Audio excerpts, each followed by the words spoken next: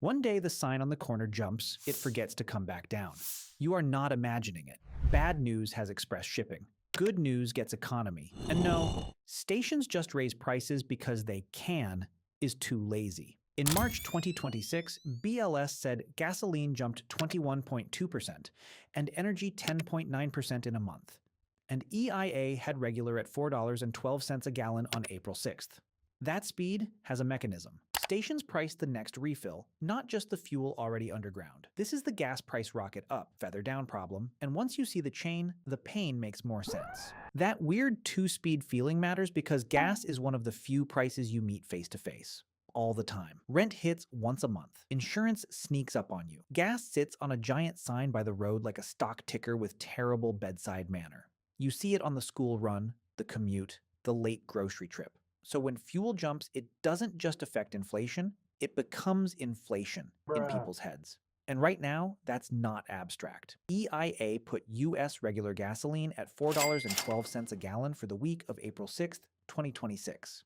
But even that national price is a bit of a fake average. On the same date, the West Coast was at $5.396, while the Gulf Coast was $3.787. Same country, very different pain. If you drive where transit is thin, you feel that gap fast. So no, gas is not one simple price that floats up and down in unison because somebody got greedy this morning. That story is emotionally satisfying. It just doesn't explain much. EIA's basic framing is more useful. Pump prices are mainly driven by crude oil prices and gasoline supply relative to demand. And stocks, meaning inventories already in the system, act as the cushion between short-term shocks and what you eventually pay. That's why gas is such a loud economic signal. It updates constantly, it's public, and you buy it often. It's basically the economy's lock screen notification. You don't need to read the CPI report to know something changed. The key thing to keep in mind is that the pump is the end of a chain, not the beginning. Once you see gas as a chain of replacement costs and inventory, the rocket and feather pattern starts to make sense. Here's the basic rule. Stations do not price the gasoline already in the ground. They price what it will cost to replace it. What we're walking through is the retail pricing chain using the FTC's 2010 pass-through study and EIA and EPA explanations of inventories, refining, and fuel rules. Start upstream. If crude jumps or wholesale gasoline jumps with it, terminals and wholesalers change the rack price. Basically, the bulk price stations pay for the next truckload. That matters immediately because the next delivery is suddenly more expensive. Tom owns a local station. If Tom sees tomorrow morning's wholesale price rise today, he does not wait until every gallon in his underground tank is sold at the old margin. He adjusts the sign because replacing those gallons will cost more, and selling cheap now just means refilling expensive later. Crude is not gasoline, and sunk cost is not a business plan. Now flip the direction. If crude eases, why not slash the sign right away? Nice theory. Wrong clock. Fuel already moving through refineries, pipelines, terminals, and trucking contracts was often bought, blended, or shipped earlier at higher cost. And EIA explicitly says inventories are the cushion in that system. Cushions work both ways. They soften the hit, and they slow the relief. Here is where it clicks. The way up reacts to expected replacement cost. The way down waits for the expensive supply already in motion to clear. Then you layer on refinery margins, what traders call crack spreads, plus spring and summer fuel rules. EPA volatility rules, called Reid Vapor Pressure Standards, require costlier summer blends. So the system gets less flexible right when people start driving more. You can see this in the FTC result. Retail prices rise more than 4 times as fast as they fall. Brutal. But it explains why the sign on your corner can jump overnight and then drift down a penny at a time. Once that replacement cost logic hits the sign, the ripple chain lands on your life surprisingly fast. Start with the obvious one. Your wallet. BLS said gasoline jumped 21.2% in March 2026, and EIA's April 7th update showed the national average rising 13 cents in a single week. If you fill a 15-gallon tank, that is roughly $2 extra right there before you've bought groceries or done the school pickup. Not ruinous by itself, maybe, but gas has a special talent for making every errand feel judged. Then it spreads. A contractor pays more to move tools. A delivery company pays more per route.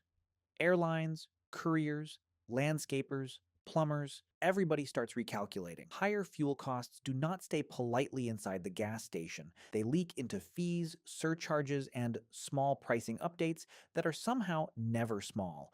You also change behavior. If you think prices are heading up, you top off early. FTC has pointed to that kind of rush, people buying sooner when increases are expected, as one reason spikes can feel even sharper. When prices drift down, people often don't comparison shop with the same intensity, so relief has less pressure behind it. Good news gets economy shipping, and the same headline lands very differently depending on where you live. On April 6, 2026, the West Coast average was $5.39 a gallon, while the Gulf Coast was $3.78. Same national story, different weekly math. This is why gas dominates the public mood. A gas station sign is a national mood ring with LED numbers. It changes faster than the broader cost structure behind it, so the pain feels immediate and the relief feels stingy, like the economy is returning your money a penny at a time. Now, the tempting conclusion is that all of this must be manipulation.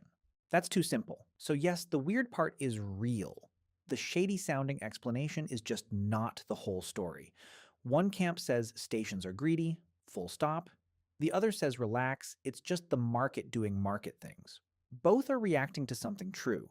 The sign really does jump fast, and competition really does not make every price move instant or symmetrical.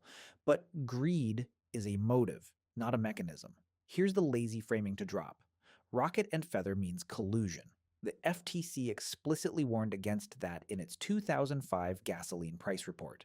Its conclusion was that this pattern, by itself, does not prove market power or collusion. Then, in the FTC's 2010 study, retail gasoline prices rose more than 4 times as fast as they fell on average. In other words, the asymmetry is real, but the leap from real pattern to secret plot is not supported by the evidence alone. A public price tag tricks you into expecting public reversibility.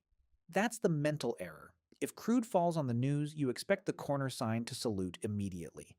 But the visible sticker hides a layered system of replacement cost, inventory lag, seasonal constraints, and local competition that varies by market. So the sharper frame is this. Gas prices are often sticky for structural reasons, and that is fully consistent with a market that can still be frustrating, imperfect, and sometimes opportunistic. Gas prices often shoot up faster than they settle down because the system reacts to refill cost on one clock and clears old cost on another. So now you can look past the sign and read the chain behind it. In your area, do prices feel harsher on the way up or more stubborn on the way down? Tell me in the comments. The tank is not a time machine.